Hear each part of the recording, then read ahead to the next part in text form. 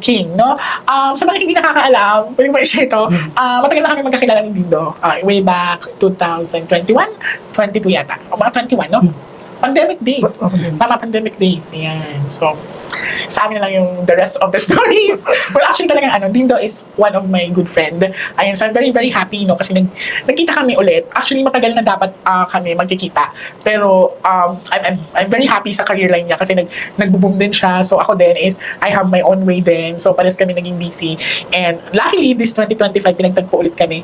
And we both, have a free time. So,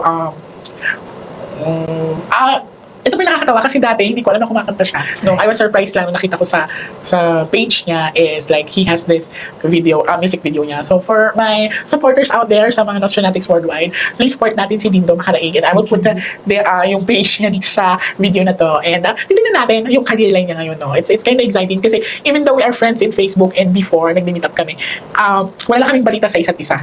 No? Ayan. So ready ka na?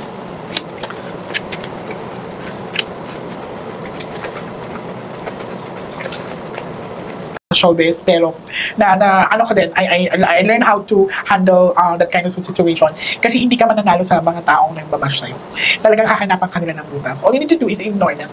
The more kasi na-ignore mo sila, the more nila mafe-feel na hindi sila effective sa'yo. Don't give them a satisfaction na naiinis ka na naapektuhan ka sa kanila. So that's the thing na nakakapagpagulo sa'yo. Wala ka palang entrance ka palang, konti pa lang yan. Okay? All you need to do is focus on your craft. Ilagaan mo kung anong meron ka ngayon. Yun ang mo. Huwag mong intindihin ang mga nagbabato sa'yo. Okay.